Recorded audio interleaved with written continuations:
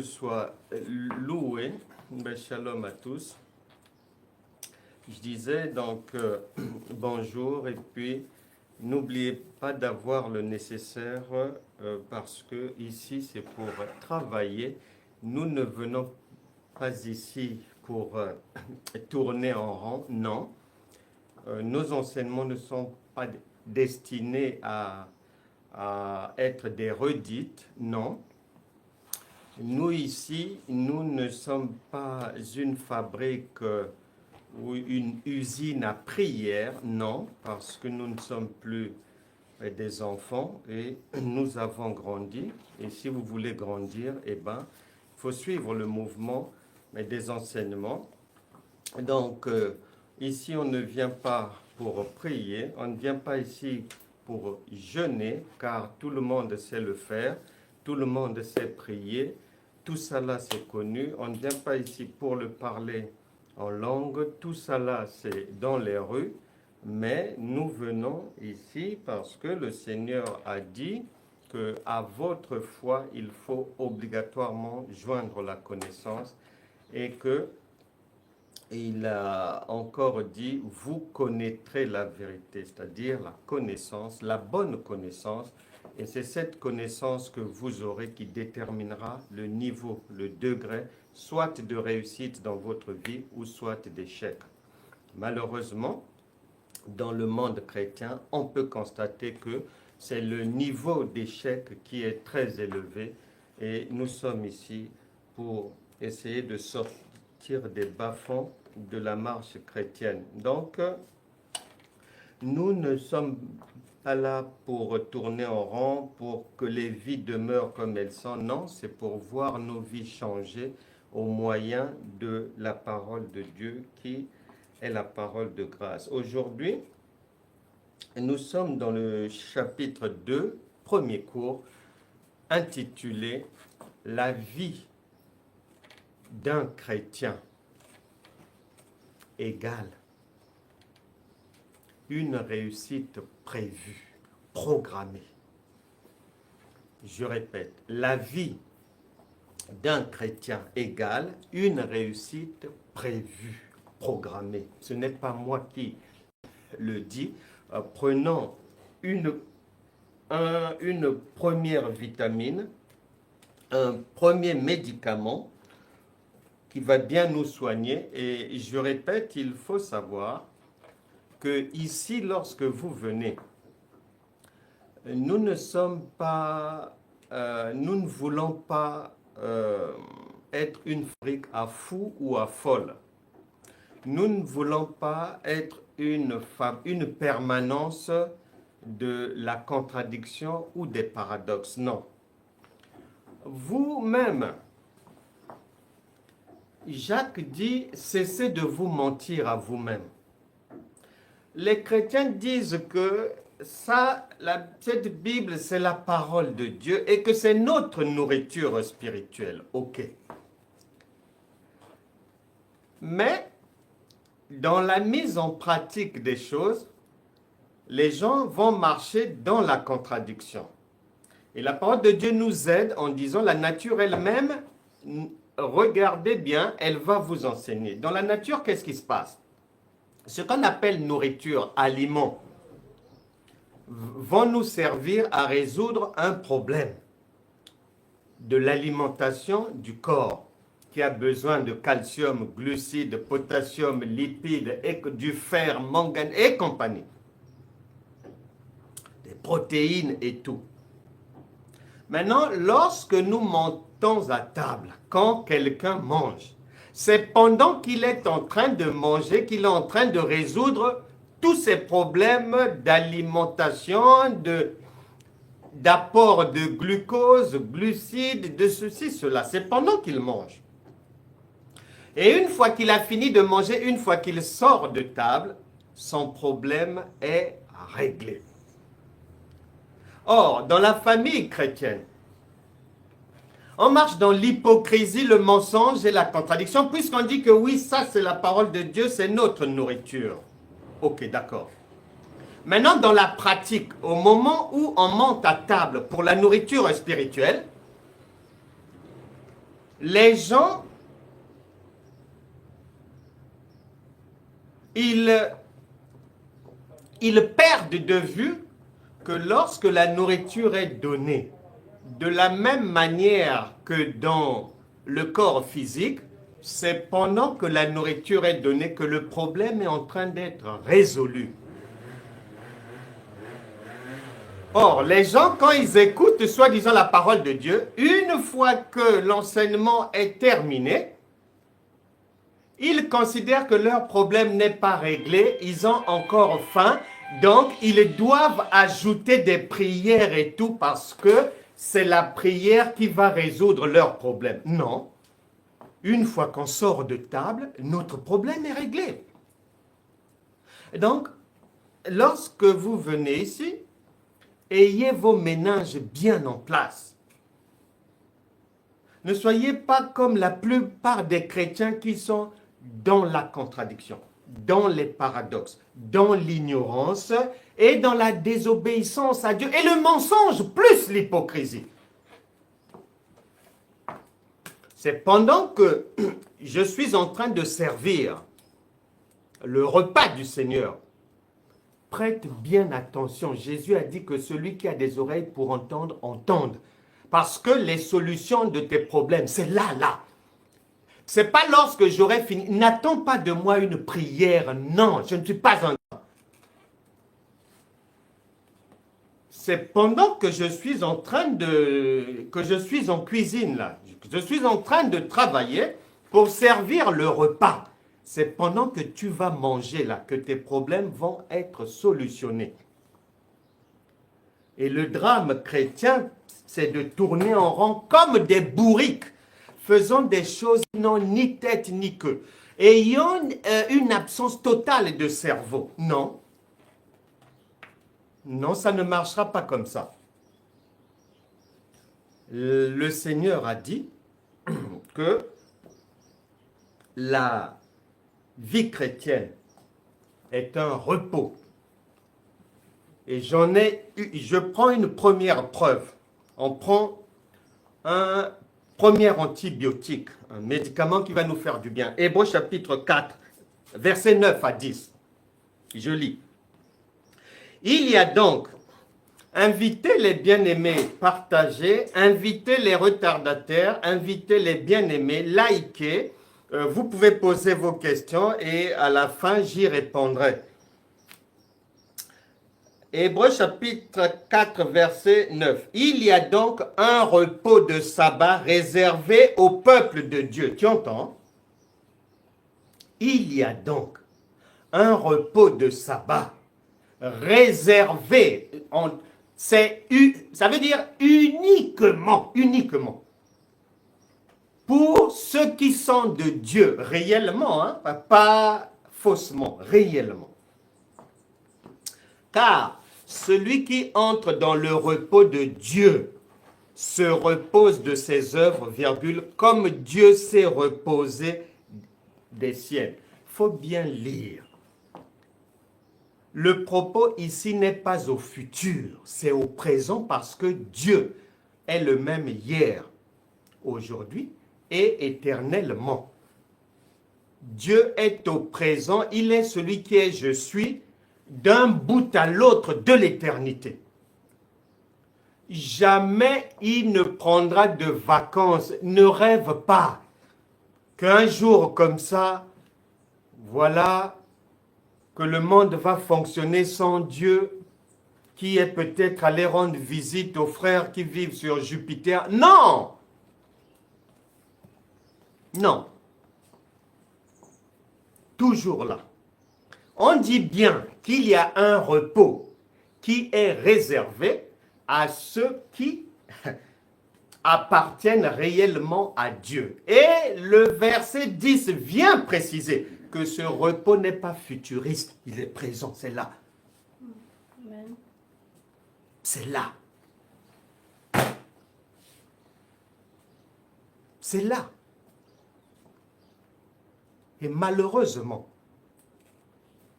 l'ignorance, je le répète, les contradictions, la désobéissance à Dieu. Désobéissance à Dieu, quand Dieu dit A, toi tu fais B. Quand Dieu pense E, toi tu penses Z. Tu es dans la désobéissance. Et la désobéissance, c'est le péché. Et Romains 6, 23 dit le salaire du péché, c'est la mort. C'est-à-dire une vie sans dessus-dessous. Mariage, divorce, remariage, redivorce, re.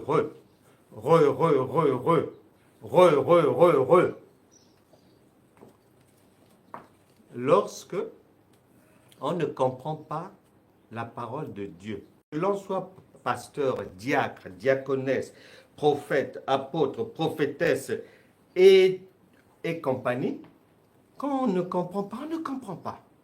Et on ne peut pas donner un repas qui donne la vie, uniquement la mort. Bon, on peut aussi donner un repas qui donne la vie, mais c'est pour les enfants, c'est le lait. Un enfant ne peut pas grandir avec ça. Et tu en es où? Et tu es nourri à quoi? Au lait, au miel, à la nourriture solide, au point difficile à comprendre ou à quoi? Nous allons donc faire l'échographie de la réalité présente, c'est-à-dire Dieu a prévu que quiconque devient enfant de Dieu, c'est le repos. Maintenant, pourquoi les gens ne vivent pas ce repos-là? Voilà.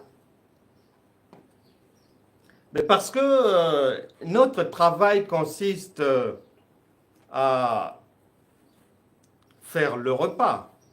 Maintenant, pour que tu puisses bien manger, il faut que l'oignon, on enlève ce qu'on doit enlever. On enlève par couche les mauvaises choses. Ce que tu as mal compris, on enlève les mauvais conseils, on enlève l'ignorance, on enlève l'égarement dans ta vie. Il faut qu'on enlève. C'est ce travail qu'on fait au quotidien ici. Première chose pour aujourd'hui qui peut empêcher quelqu'un, puisque Dieu ne ment pas. Il a dit que quiconque vient, c'est le repos. Mais la Bible déclare la nature elle-même ne vous enseigne-t-elle pas? Elle nous enseigne quoi? Elle nous enseigne que la plupart des chrétiens ne vivent pas dans le repos. Ils sont malades, ils vont de déconvenus en déconvenus, ils sont dans l'ignorance, soit ils sont maudits par Dieu, soit ils se sont maudits eux-mêmes, soit ils sont nourris au mensonge, soit eux-mêmes sont menteurs, menteuses, soit donc les raisons des échecs sont multiples.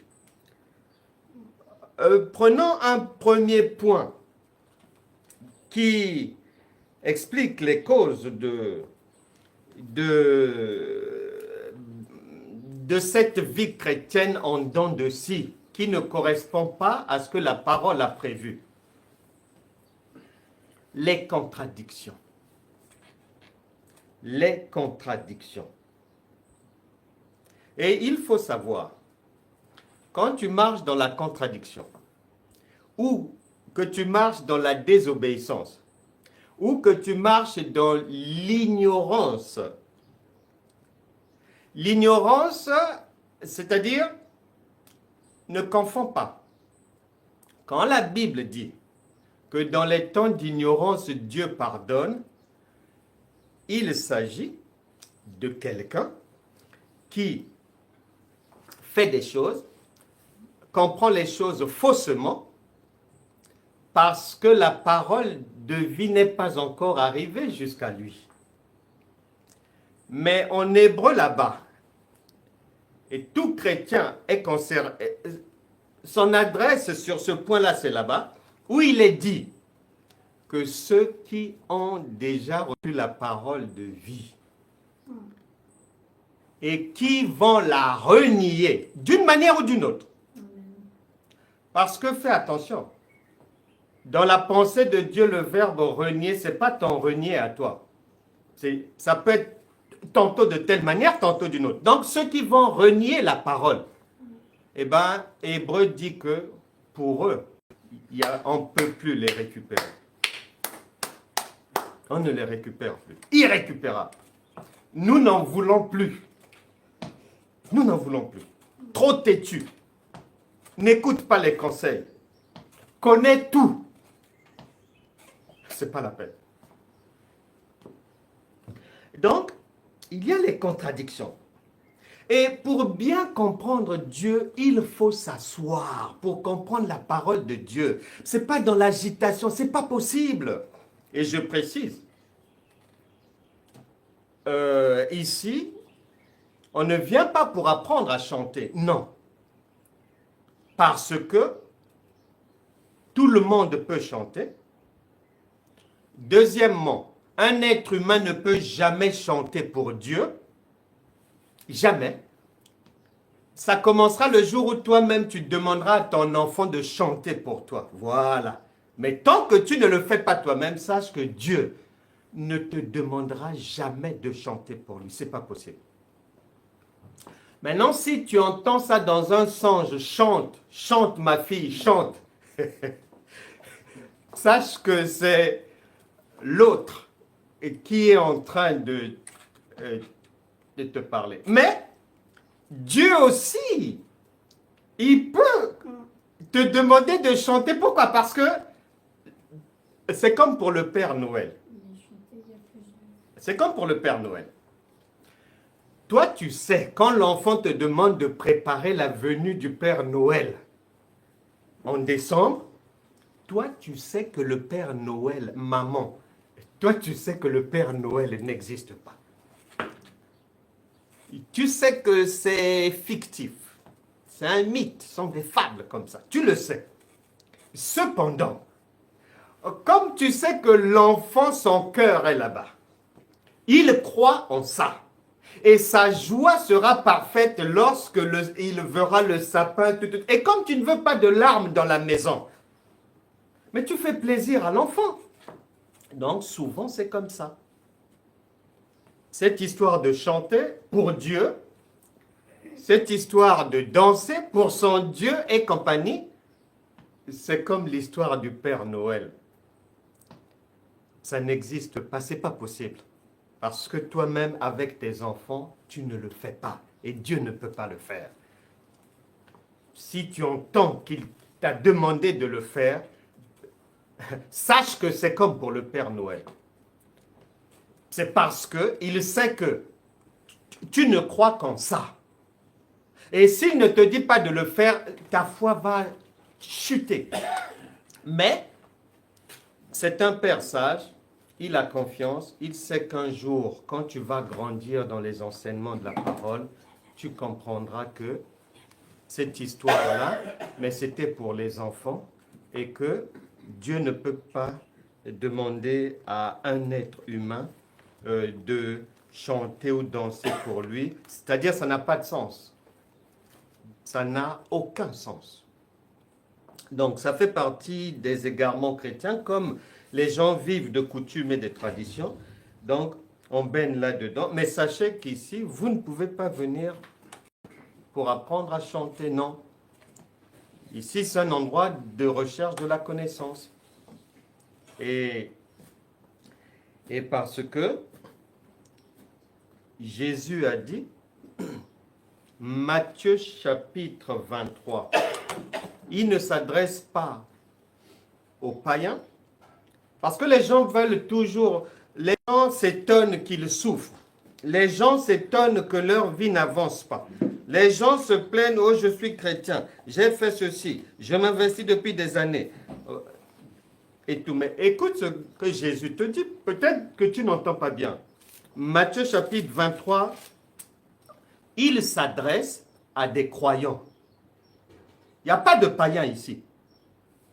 Et les croyants du siècle présent, d'aujourd'hui, les appellations changent, mais c'est pour les vivants.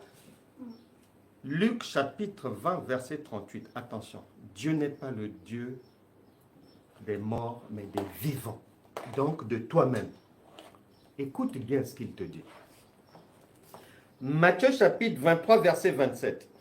Malheur à vous, scribes et pharisiens. Donc, ça peut être adventiste, pentecôtiste, évangéliste, ex-catholique, etc., etc. Tout ce monde-là de ce qu'on appelle croyants, la famille dite chrétienne. Malheur à vous, scribes et pharisiens, hypocrites, parce que vous ressemblez à des sépulcres blanchis qui paraissent beaux au dehors, donc on chante, les lumières, il y a maintenant des églises de comment on appelle ça avec les banderoles, ceci, cela, on va dans l'esprit, soi-disant, et tout, de grands mouvements de foule pour louer ensemble le Seigneur, la gloire de Dieu, ceci, cela. Écoute bien ce qui est dit. À des sépulcres blanchis, qui paraissent beaux au dehors et qui au dedans sont pleins d'ossements de mort. C'est-à-dire, il veut dire il y a des églises cimetières, sache-le. Il y a des chrétiens tombeaux blanchis. Il y a des croyants debout, respirant, louant soi-disant même le Seigneur, mais au dedans, morts complètement. Ossements de mort et de toute espèce d'impureté. Toute espèce.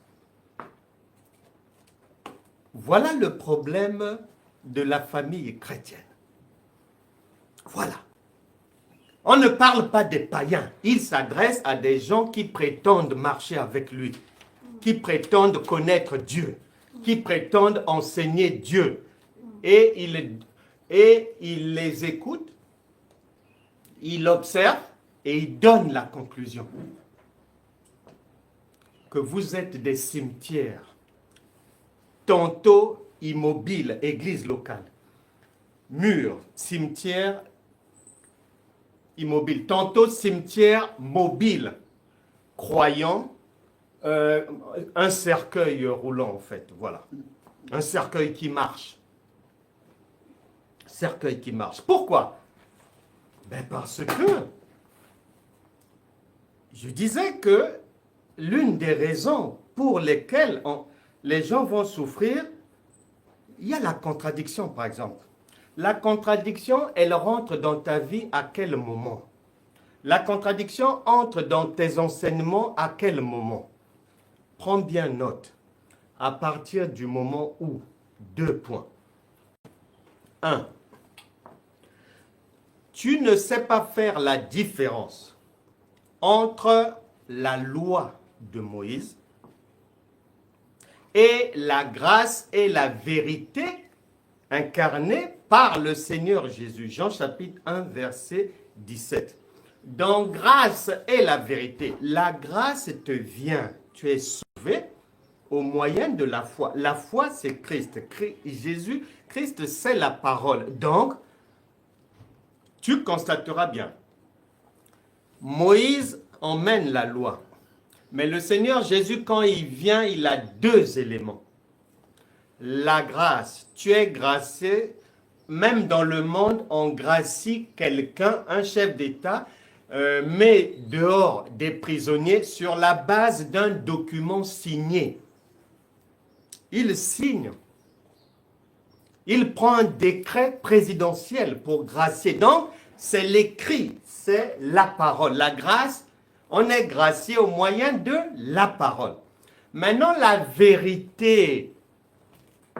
La vérité veut dire l'authenticité. Parce que n'oublie pas, en Jean chapitre 8, verset 36, il est dit que si donc le Fils vous a franchi, vous serez réellement libre. Pourquoi on vient mettre l'adverbe réellement? Parce que beaucoup pensent être libres, mais ils ne le sont pas. Et Dieu sait qu'ils ne le sont pas. Donc il précise, si, c'est-à-dire si tu remplis les conditions, tu seras réellement libre. Or, pour remplir les conditions, pour que tu sois sur la même longueur d'onde que le Christ, tu dois avoir sa parole, car c'est sa parole qui va t'apporter la grâce, c'est écrit.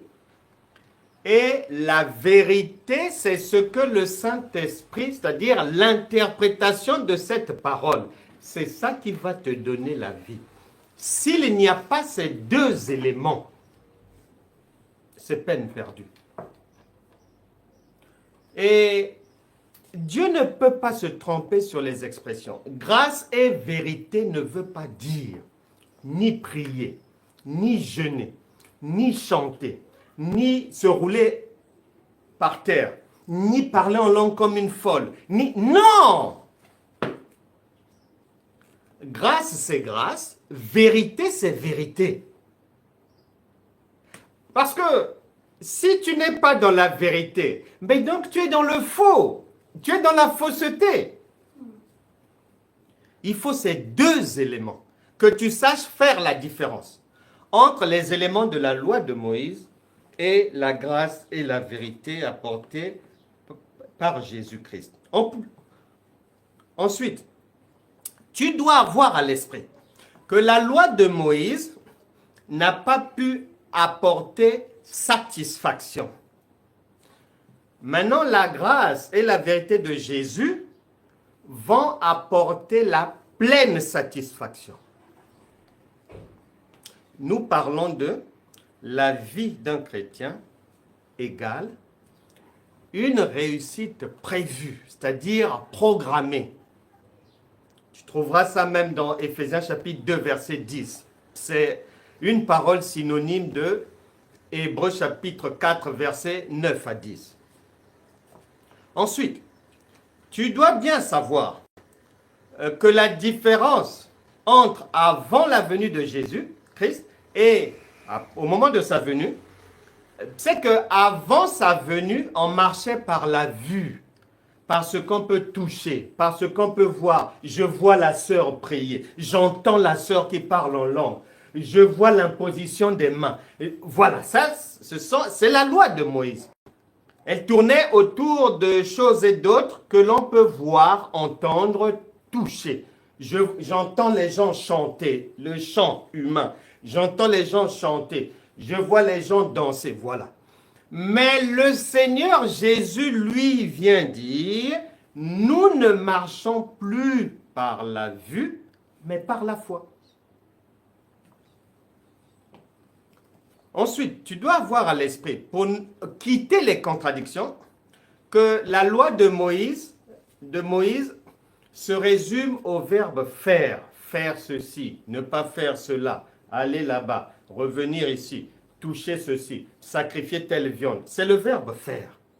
Jeûner comme ceci, prier comme cela, pleurer comme Anne. Tout ça là, c'est Moïse. Mais quand Jésus vient, lui, c'est qu'il te soit fait selon ta foi, selon ce que tu connais. Ça tourne autour du verbe connaître maintenant.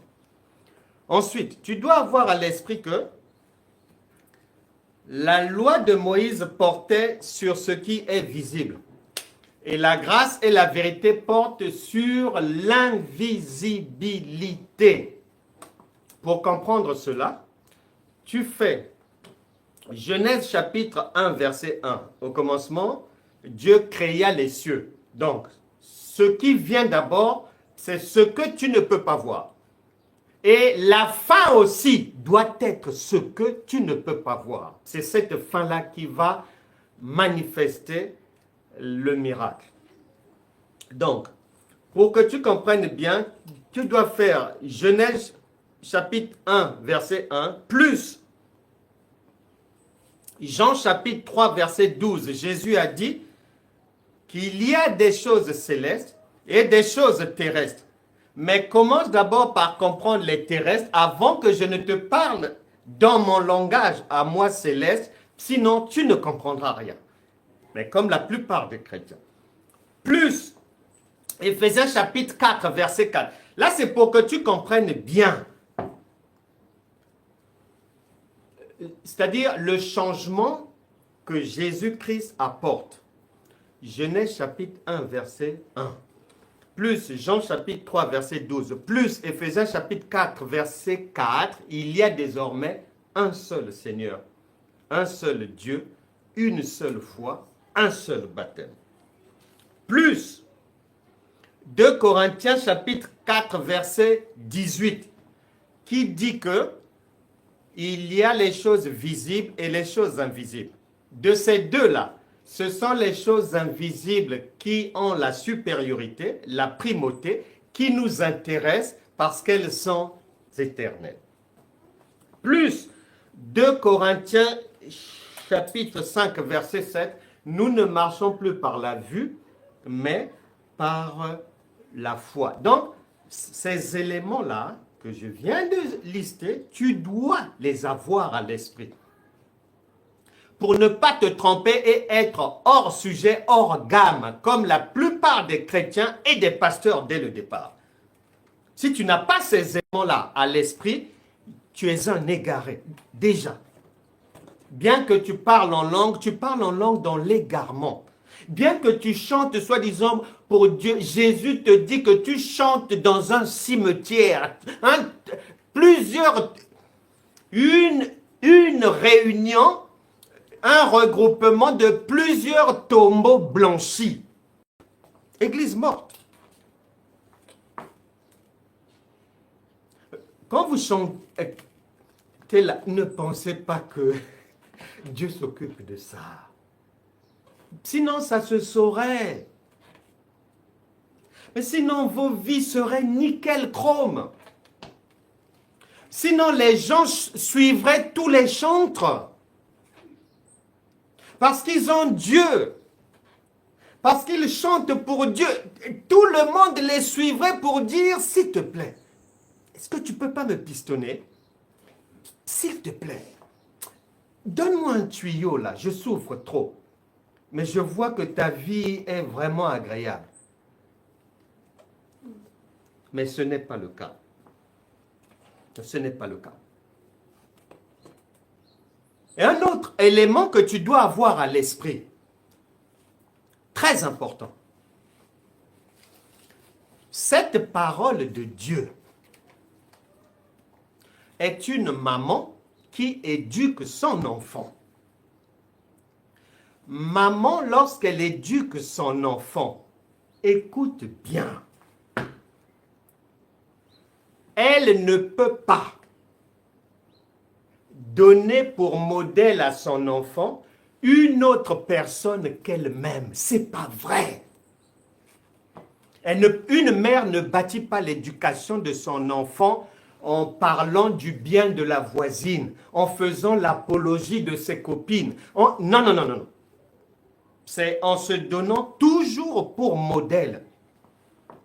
Le reste après. Donc, cette parole de Dieu c'est le même procédé.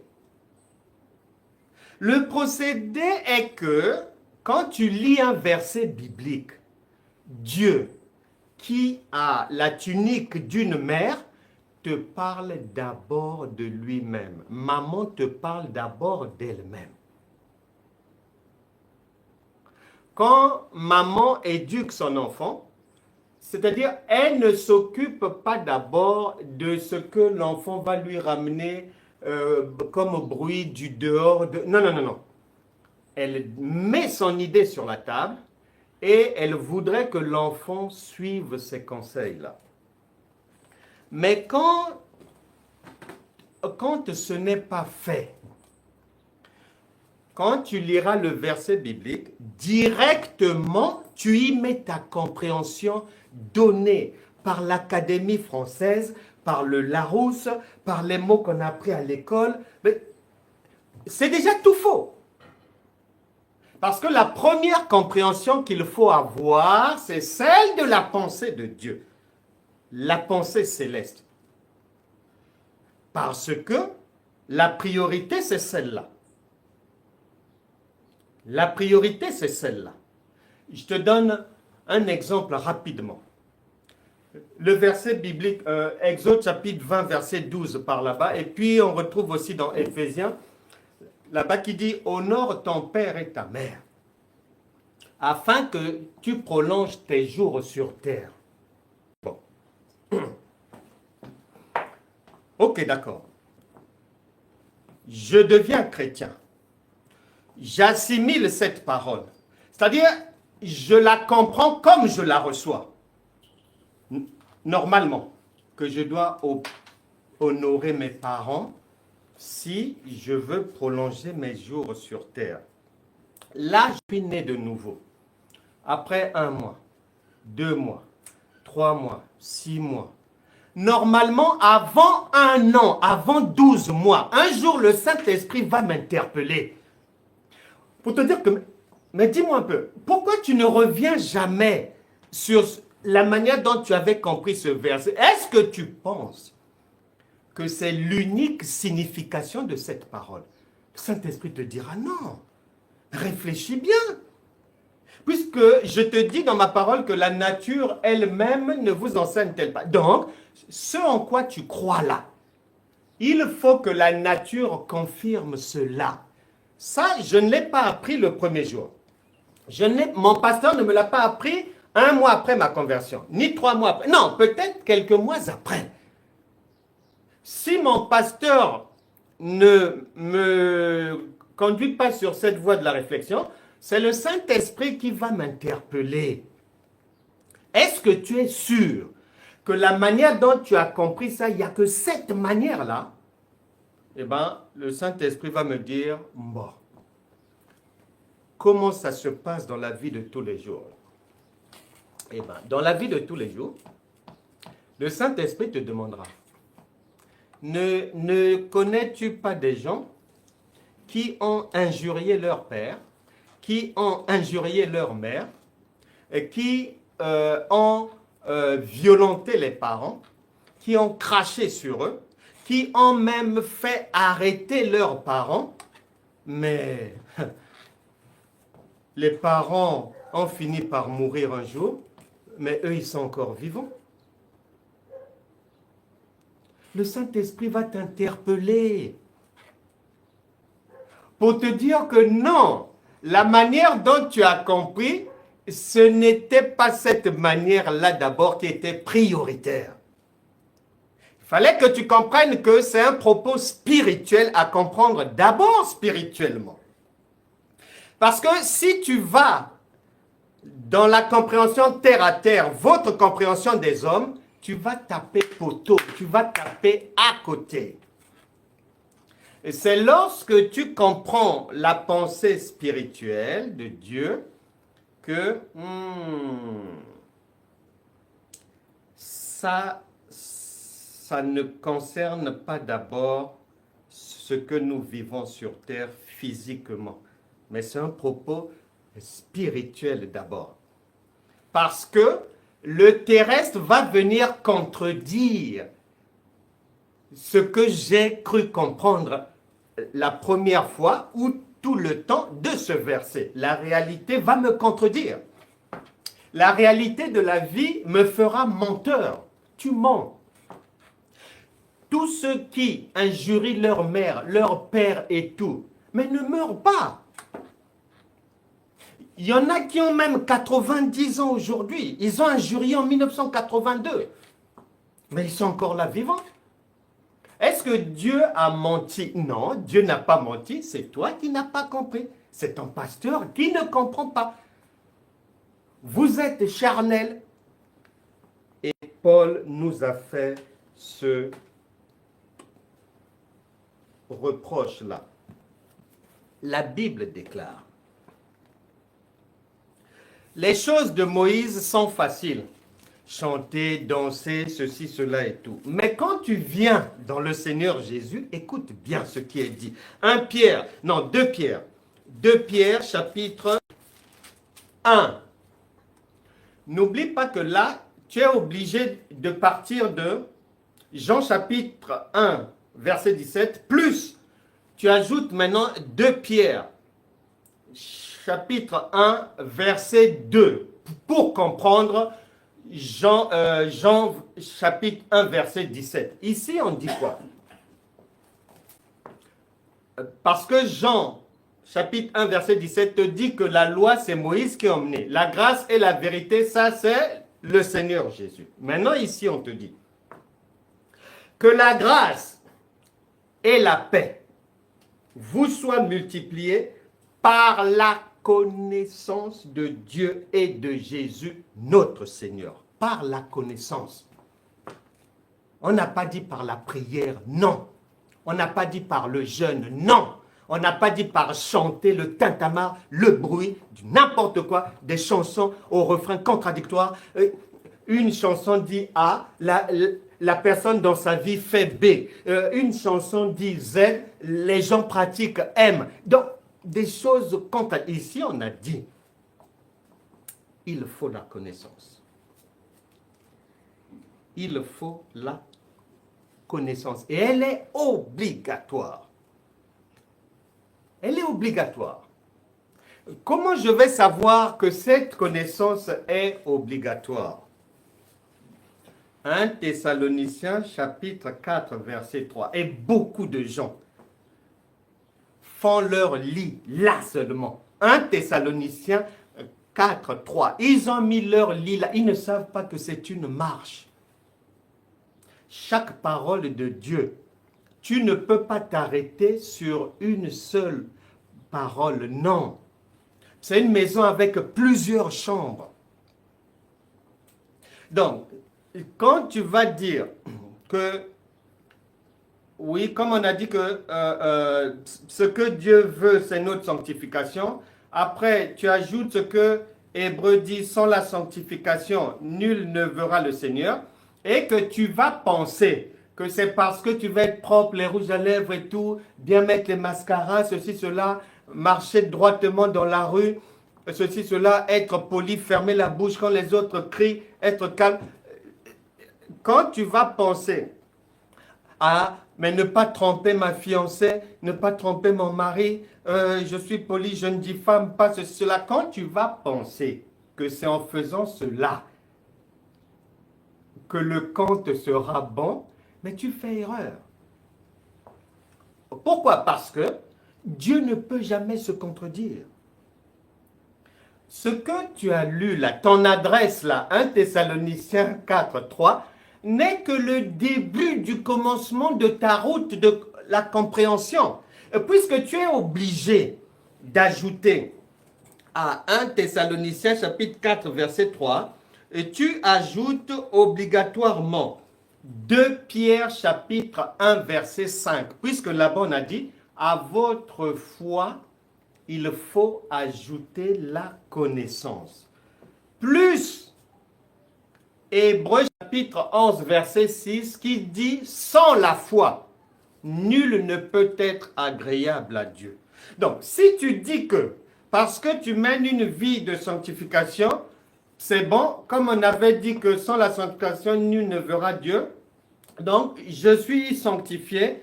Normalement, tous mes problèmes doivent être réglés. Mais tu vas constater que tes problèmes ne se règlent pas parce que tu es arrêté au bord de la route. Tu n'as pas suffisamment d'énergie. Tu n'as pas suffisamment d'aliments solides. Tu dois aller plus loin parce que Dieu ne peut pas se contredire. Si tu dis que la sanctification, dès qu'on l'a, c'est bon, c'est nickel, Hébreux 11, 6 vient te dire que tu mens parce que là-bas, on a dit que c'est la foi. Donc, pour ne pas être dans la contradiction, tu dois additionner toutes ces paroles-là pour aller trouver la pensée réelle de Dieu. Sinon, tu es perdu, égaré. Hébreux chapitre 11, verset 6. Plus il te faut, plus tu ajoutes. Parce que Dieu ne peut pas mentir. Pour que tu sois sur la même longueur d'onde et que tu aies accompli le parcours attendu par le Saint-Esprit, tu dois atterrir à Jean chapitre 14, verset 12. Il est dit ceci. En vérité, je vous le dis, celui qui croit en moi fera aussi les œuvres que je fais et il en fera de plus grandes parce que je m'en vais au Père. Question. Est-ce que tu en fais de plus grandes que lui? Voilà. Parce qu'il n'y a pas de sanctification sans ça. Il n'y a pas la foi aussi sans ça. Il n'y a pas de connaissance aussi sans cette pratique.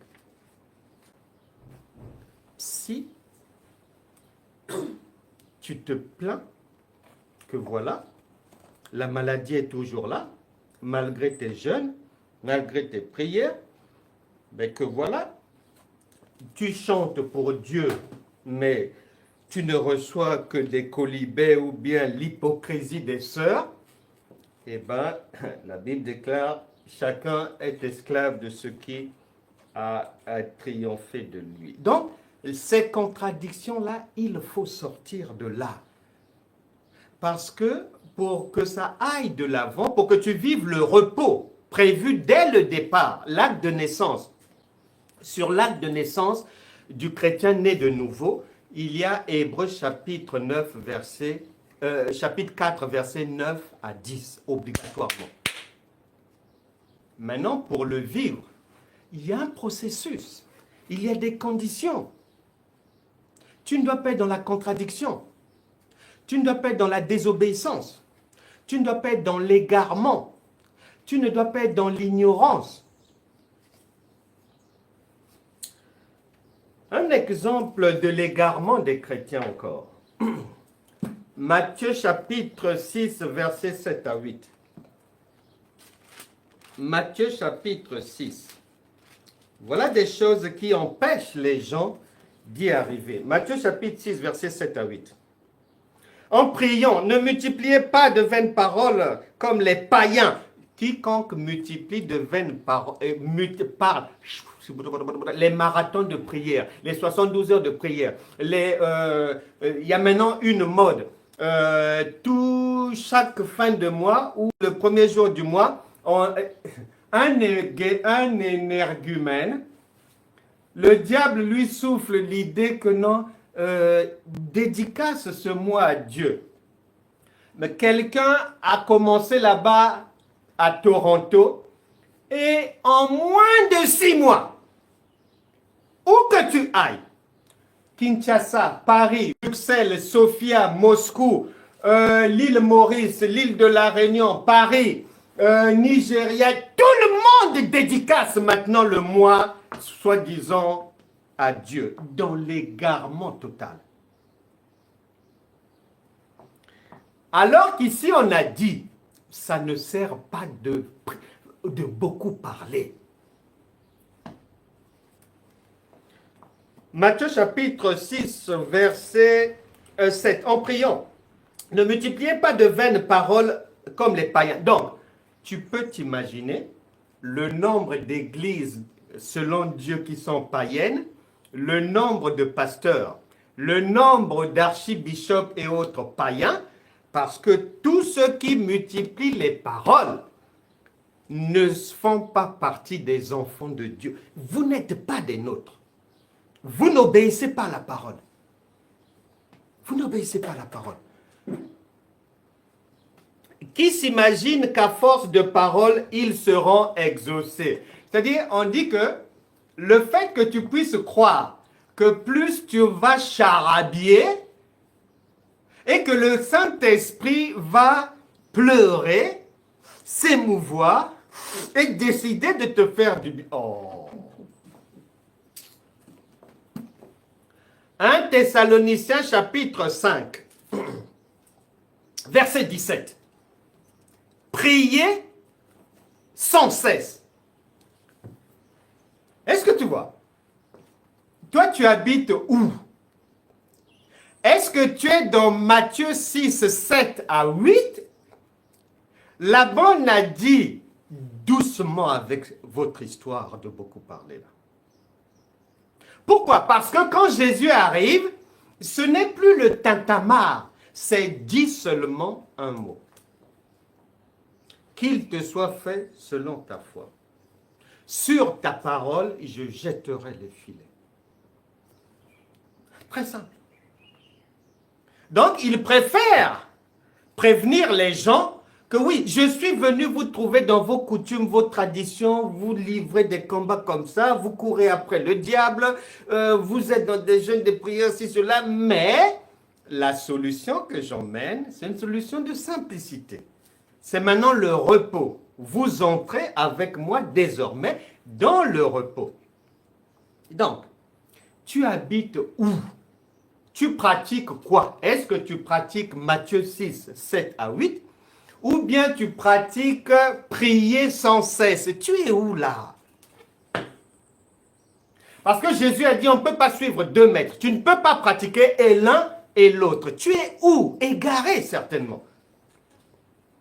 Mais attention, Dieu ne peut jamais se contredire.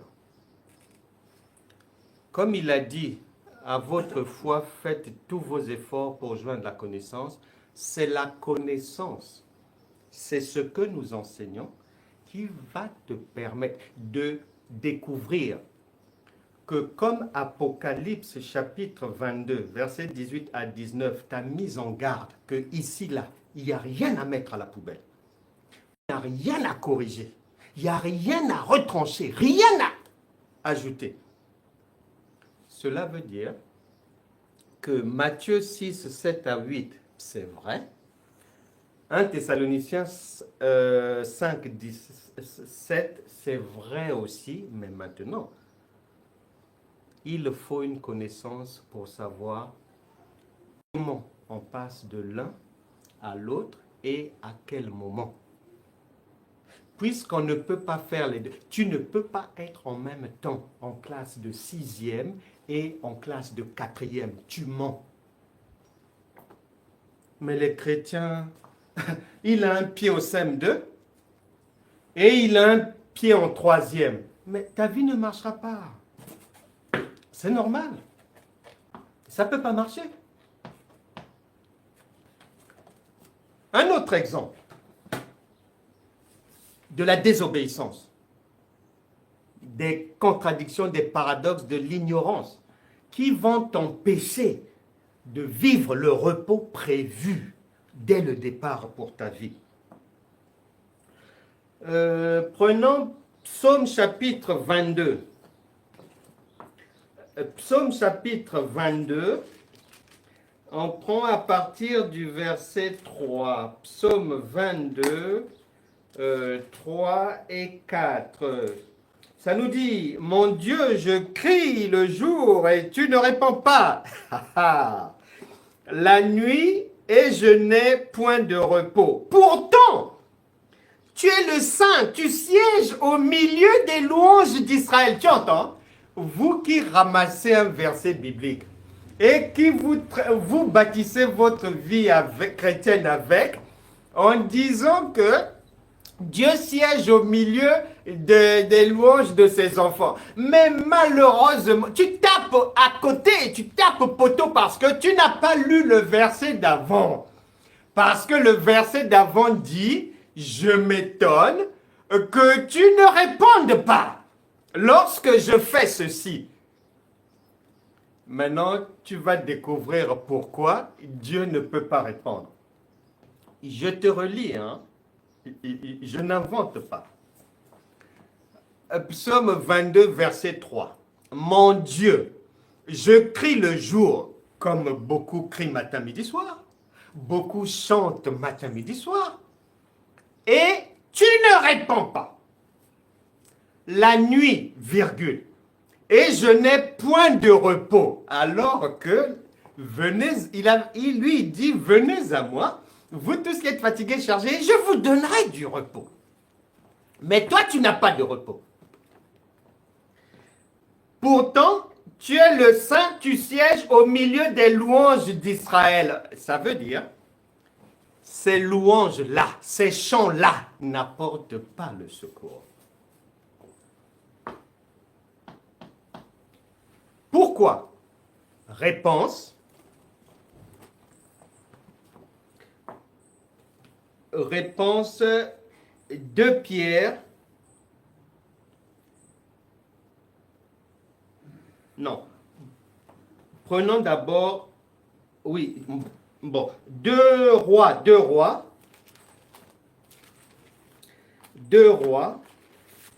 verset 2. Rapidement, 2 Rois, verset 2, chapitre 2 plutôt, verset 11. Comme il continuait à marcher en priant, en parlant, virgule. Voici un char de feu et des chevaux de feu, les séparèrent l'un de l'autre et Élie monta au ciel dans un tourbillon. Tiens bien cette parole. Nous sommes partis de là-bas, les louanges ne donnent rien. Et quelqu'un se plaint, crie à Dieu, mais comment? La journée, je te loue, la nuit, je te loue, mais ça ne marche pas. Bon. Ici, on dit que Élie est parti dans un tourbillon. 1 Samuel chapitre 17, verset 34. Rapidement. Vraiment. À la hâte. 1 Samuel chapitre 17, verset 34. Il est dit ceci. David dit à Saül, ton serviteur faisait paître les brebis de son père. Et quand un lion ou un ours venait en enlever une du troupeau, je courais après lui, je le frappais et j'arrachais la brebis de sa gueule.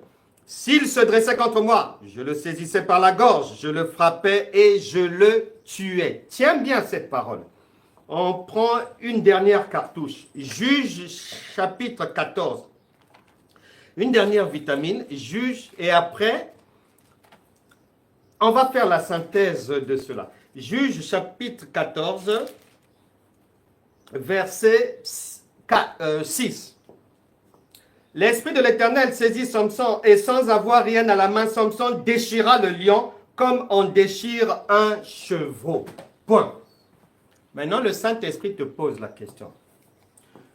Toi qui te promènes dans la bouche avec le verset où Dieu siège au milieu des louanges de son peuple. Oh, que les vrais adorateurs adoreront le Père en esprit et en vérité. Oh, que Paul et Silas dans la prison, ils ont loué, ils ont chanté et ils ont été délivrés. Le Saint-Esprit te demande, pourquoi?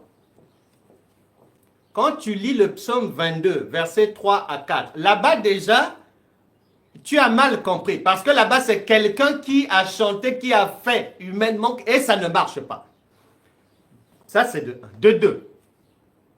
Le Saint-Esprit, les 3 autres passages par lesquels nous sommes passés, 2 Rois 2, 11, 1 Samuel 17, 34, Juge 14, 6, la Bible te dit, si tu penses que le psaume 22, versets 3 et 4, Dieu te parle de louer comme tu chantes là oralement, donc les autres paroles, là où David a déchiré le lion, là où Élie est monté, et là où Samson aussi a déchiré le lion, tu dois aussi croire que c'est vrai. Maintenant, si tu crois que c'est vrai, le Saint-Esprit te demande, dans la réalité, as-tu déjà vu un homme déchirer un lion avec ses mains ou un ours? Cela pour dire, ce que tu avais compris du psaume 22, 3 à 4, c'est une mauvaise compréhension. 1. 2. Tu mens parce que tu dis que Dieu est fidèle, alors que toi tu es dans l'infidélité. Tu crois à une parole dans les psaumes de Dieu, et les autres paroles là par lesquelles on est passé, tu prends ça pour de la fiction. Non. Que ton oui soit oui et ton non soit non. Si tu crois que psaume 22, 3 à 4, c'est dans la réalité de la vie, sache aussi que de l'autre côté, c'est la réalité de la vie. Or, dans la réalité de la vie, ton cerveau le sait, que tu ne peux pas déchirer un lion avec tes mains comme ça. Donc, c'est un langage spirituel. Cela veut dire, dans Psaume aussi, 22, 3 à 4, cette histoire de Dieu siège au milieu des louanges de son peuple, tout ça là, c'est spirituel. Ça n'a rien à voir avec votre charabia là. Rien à voir avec votre bruit, votre blablabla. Il s'agit de l'enseignement. Donc, et tant que ce sont ces choses-là que tu pratiques, ce en quoi tu crois, eh bien, la vie ne peut pas avancer. Il faut être transformé par le renouvellement de ton intelligence. Et tu dois savoir que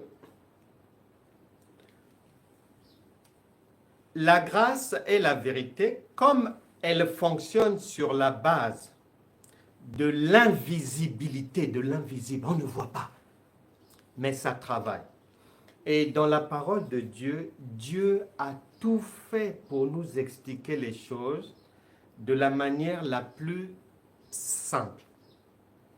La marche chrétienne, la vie en Christ, c'est le système de la femme enceinte. C'est écrit dans la Bible.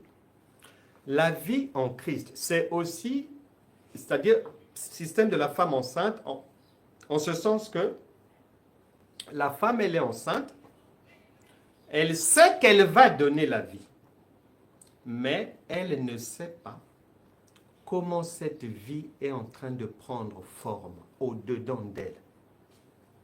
Et le repos de Dieu, il se vit de la même manière. Tu n'as pas à fixer des rendez-vous au diable pour le combattre ou ceci, cela. Non. Et puis, la plupart des chrétiens serviteurs et brebis sont vraiment menteurs. Parce que tu dis aux gens que, ah oui, j'ai la paix du Seigneur, ceci, cela. Mais quand tu fais des veillées de prière, de minuit à 6 heures, de minuit à 3 heures, dans le charabia, quand tu fais des 48 heures de marathon de prière de ci, cela, mais ce n'est pas la paix. C'est l'agitation, ce n'est pas la paix. Une personne qui vit dans la paix ne fait pas ces choses-là. Donc vous mentez. Heureusement que vous ne pouvez pas mentir au Saint-Esprit. Vous mentez à vous-même. Vous mentez à vos pasteurs vous mentent. Et vous mentez à vos petites sœurs, aux petits frères. Vous mentez aux ignorants et tout. On ne peut pas en même temps le pied gauche dans le repos et le pied droit dans le combat. Non. Non. C'est un mensonge. La vie en Christ, ce repos, il se vit comme le travail de l'agriculteur. Et Dieu nous en parle par les semences, la terre, la pluie, les saisons, la moisson et tout. Parce que l'agriculteur, quand il met la graine dans la terre, il ne sait pas ce qui se passe là-bas. Mais il est certain qu'en respectant, Paul a dit, la course pour réussir, c'est-à-dire la marche avec Dieu, la vie divine, la réussite de la vie, il faut qu'elle se passe selon les règles de l'art. Les règles de l'art disent quoi? C'est par la connaissance, Pierre l'a dit. Bon, toi, tu veux réussir par la prière, les choses des enfants, par le jeûne, les choses des... Non, ça ne marchera pas. L'agriculteur, il met sous terre, après, son intelligence, la sagesse va lui permettre de chercher à lire les temps, les saisons, pour que quand il faut arroser, il arrose, quand il faut venir débroussailler, il débroussaille, quand il faut venir faire l'entretien de la terre, il le fait, lorsqu'il faut laisser la terre au repos, il laisse au repos. Dieu est un Dieu d'ordre. Mais vous voulez réussir dans le désordre. Non, ça ne marchera pas. Non, ça ne marchera pas. Enfin, pour comprendre l'invisible, comment le Saint-Esprit fonctionne, Jésus nous a encore aidés. Il nous aide tout le temps, partout. Marc chapitre 2. Mais Dieu parle tantôt d'une manière, tantôt d'une autre, mais l'homme n'y prend point garde. Marc chapitre 2, verset 17, il est dit ceci. Ce que Jésus ayant entendu, il leur dit, 2 points. Ce ne sont pas ceux qui se portent bien qui ont besoin de médecins, mais les malades. Je ne suis pas venu appeler des justes, mais des pécheur. Tu vois bien. Si l'expression médecin est utilisée, c'est pas pour rien, c'est pour te permettre de facilement comprendre. C'est la médecine. Le pain de vie, c'est un médicament. Et quand tu prends un médicament, sur Terre, ça ne change pas. La procédure est connue. C'est-à-dire, le pain de vie, la parole que nous sommes en train de servir là, Jésus appelle ça de la médecine. Maintenant, en médecine, ça fonctionne comment? Toi et moi, nous ne sommes peut-être pas des médecins physiques, mais tout enfant de Dieu est un médecin spirituel. Et en médecine, ça fonctionne comme ceci. La procédure est la suivante. Puisque Dieu est un Dieu d'ordre, et il dit, regarde dans la nature, ça va t'enseigner. Et la procédure est que le médecin, lorsque tu souffres, lorsque tu vas voir le médecin, écoute bien, la plupart des chrétiens, ils veulent obtenir des résultats dans la vie sans comprendre d'où viennent leurs problèmes, sans comprendre comment le problème s'est amplifié, sans comprendre pourquoi il reçoit des refus, sans comprendre comment toute la famille est comme ça, sans comprendre.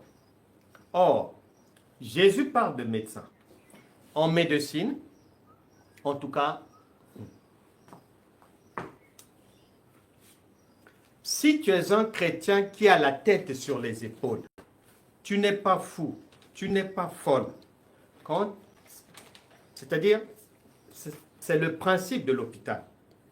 Quand tu vas voir le médecin, jamais, au grand jamais, il ne peut te soigner sans t'écouter et sans te donner le diagnostic. Ça n'existe pas.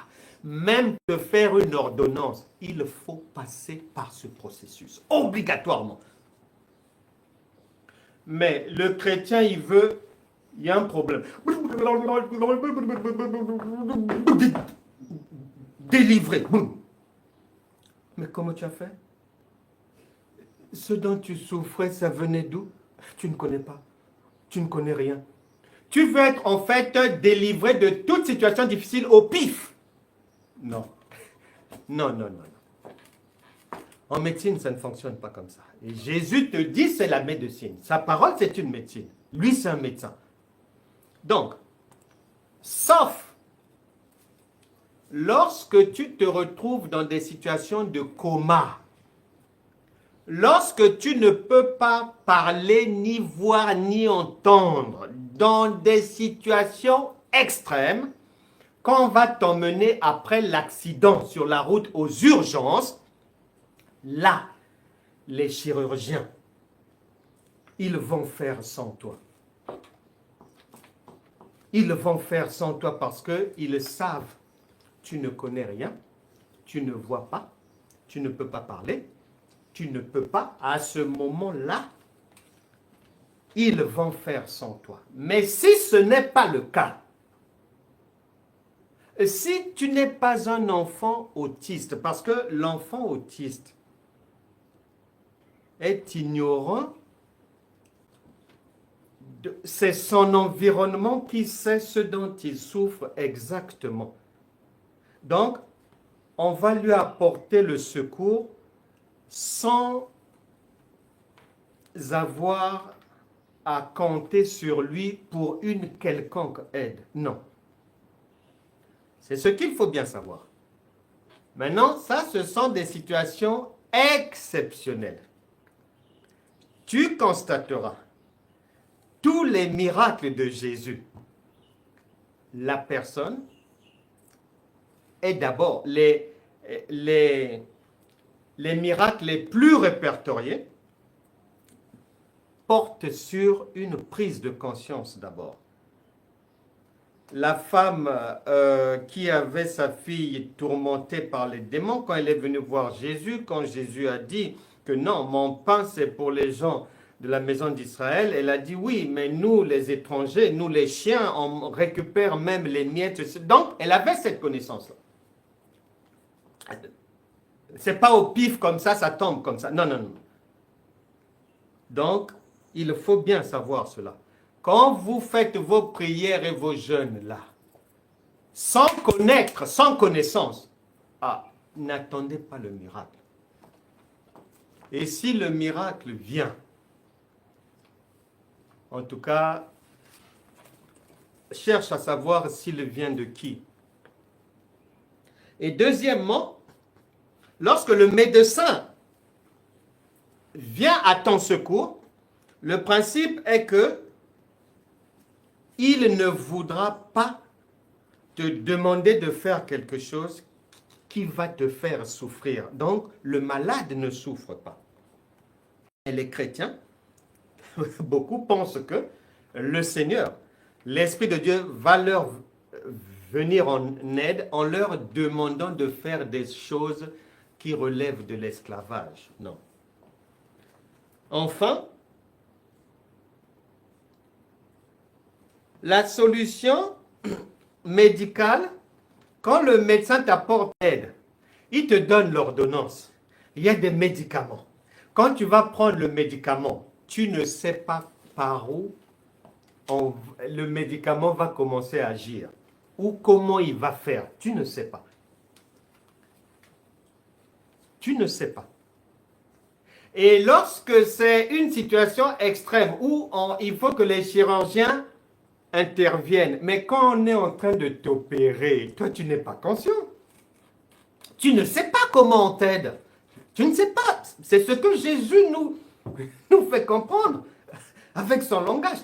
Mais tu ne sais pas. Donc, ce qui veut dire, tout rendez-vous donné à Dieu, séminaire pour la distribution de l'onction, 48 heures de marathon de prière, jeûne de 40 jours, retraite spirituelle pour rencontrer Dieu, retraite sur la montagne de Sion pendant 30 jours, veillée de prière.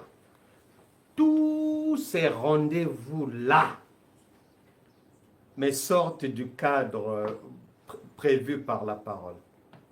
La parole n'a pas prévu que ça se passe comme ça. Donc, les bien-aimés, le Seigneur voudrait que chacun prenne conscience du pourquoi ça ne va pas. Et aujourd'hui, notre objectif, c'était de mettre sur la table un certain nombre d'éléments de blocage, de contradiction, de paradoxe, de désobéissance, d'ignorance qui bloquent les vies des gens, qui sont à l'origine de ça ne va pas dans les vies des gens. Parce que le but de la vie et surtout de la marche chrétienne est résumé dans Hébreux, chapitre 4, versets 9 à 10. Or, la réalité des vies chrétiennes est à l'opposé de ce que Dieu a dit. Chacun doit, tu ne peux plus marcher un pied à gauche, un pied à droite. Jésus a dit, nul ne peut suivre 2 maîtres. Il y a un choix à faire. Il y a un choix à faire. Et tant que tu es dans l'ignorance des jeûnes et prières bêtes, stupides, rendant les gens encore de plus en plus bêtes. Oh mon Dieu, mais il faut voir. Quand tu te réveilles à partir de 4 heures du matin jusqu'à 6 heures, fais une ronde sur les réseaux. C'est la concurrence. Ils ont ramassé un verset qu'ils ne comprennent même pas. Dans Job, là-bas, il faut précéder l'aurore. C'est la concurrence partout. Là, une prophétesse en train de gueuler. Là, un prophète en train de prophétiser. Là, on prophétise sur ta journée. Là, on badigeonne ta maison du sang de Jésus. Là, donc c'est la course, c'est la concurrence. Tout le monde met en place un programme pour que, avant que la journée ne commence, avant que Satan ne te bloque, que tu enlèves ces mains de ta journée. Une mode, sale mode, incroyable. Mais les ignorants sont là-dedans. Nous devons faire attention. Dieu, ce n'est pas la mode. Et tout ce qui brille n'est pas de l'or. Exemple. Marc chapitre 16, rapidement. Chapitre 16, verset 17. Voici les miracles qui accompagneront ceux qui auront cru en mon nom. Ils chasseront les démons, ils parleront de nouvelles langues, ils saisiront des serpents, s'ils boivent quelques breuvages mortels, il ne leur fera point de mal. Ils imposeront les mains aux malades et les malades seront guéris. Maintenant, allons rapidement. Toujours dans cette même parole où on nous a dit de ne rien enlever ni ajouter. 2 Thessaloniciens chapitre 2. Verset 9.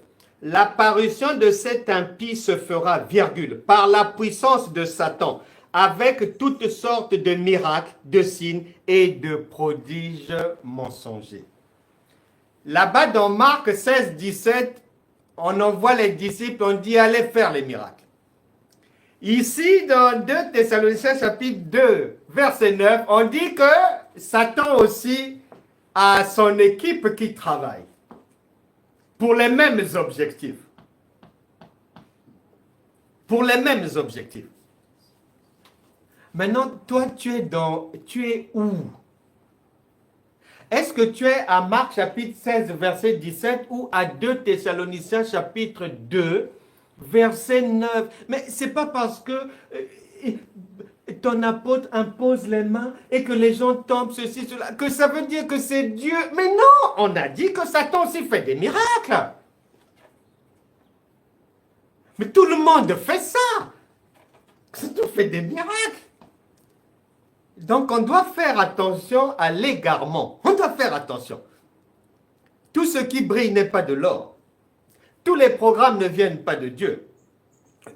Tout pasteur n'est pas envoyé par Dieu. Tout pasteur n'a pas la connaissance. Donc il faut faire attention. Attention. Il y a un choix à faire, les amis.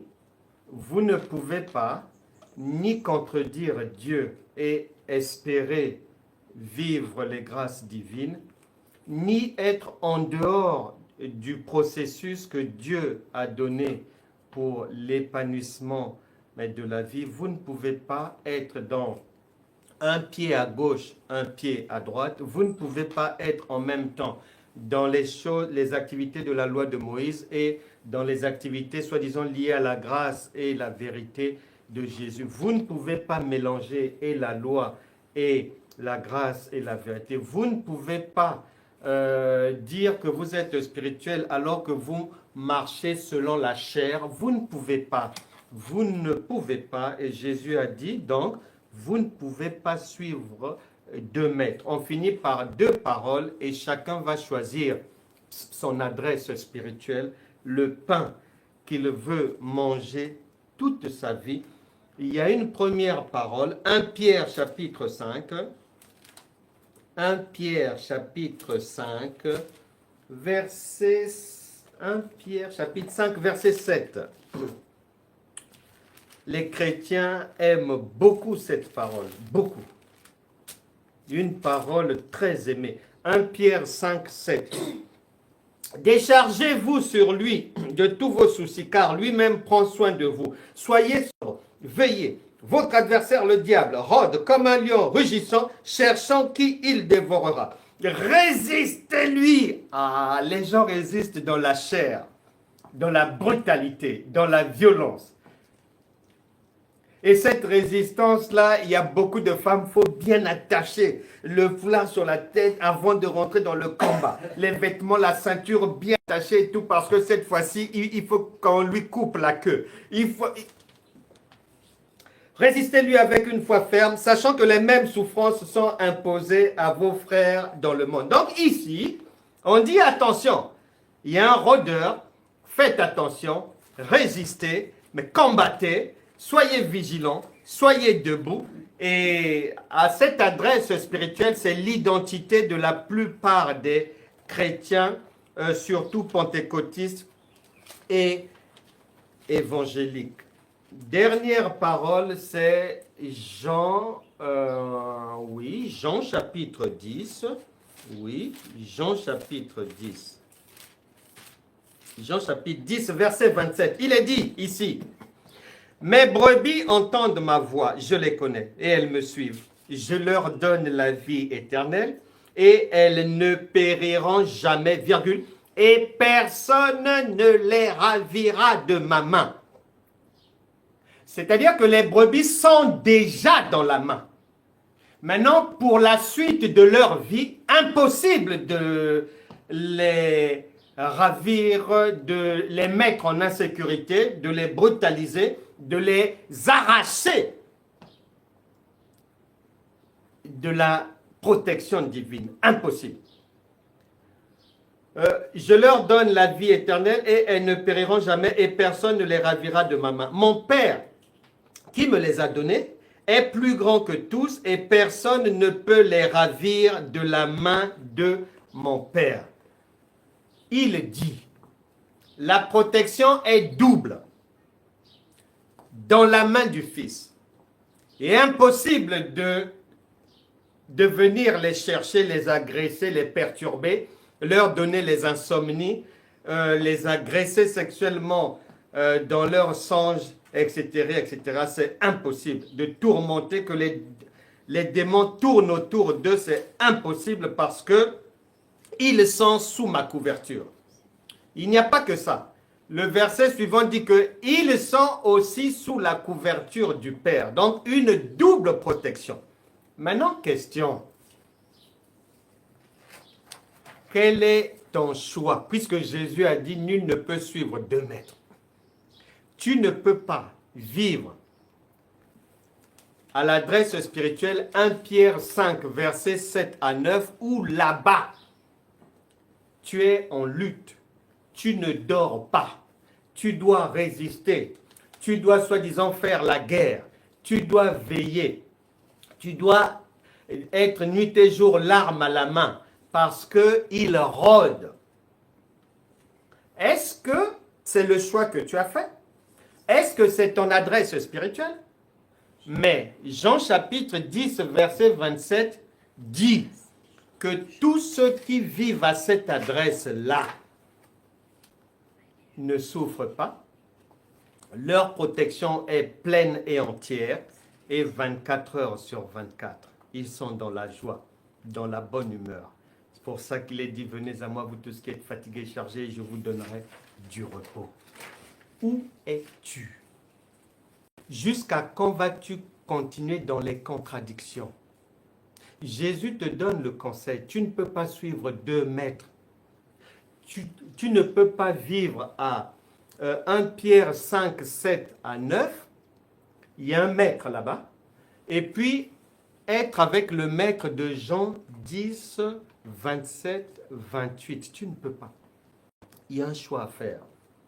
Et les problèmes dans ta vie partiront à partir du moment où tu sauras faire le bon choix.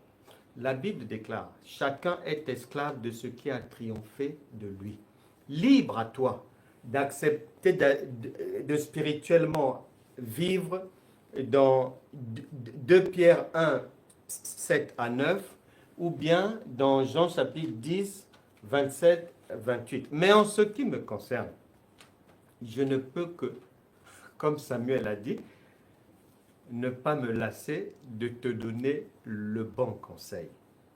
Que cette parole de Dieu soit une véritable source de bénédiction, début de transformation de l'intelligence de tout un chacun. Que si tu étais ici et que tu as écouté, la Bible déclare que celui qui a des oreilles pour entendre, entende, et que si aujourd'hui vous entendez sa voix, n'endurcissez pas vos cœurs. Si tu as bien reçu la parole, que cette parole, avant que nous ne sortions de table, chasse toute maladie de ton corps te fasse du bien. Que les anges de Dieu aillent là où il faut, là où tu as des défis, là où tu as des challenges, pour agir en ta faveur, comme le médicament qui rentre dans ton cœur, dans ton corps. Tu le fais rentrer, mais comment ça va se passer, tu ne sais pas. Donc, de la même manière, ne cherche ni à droite, ni à gauche. Nous sommes en fin de repas.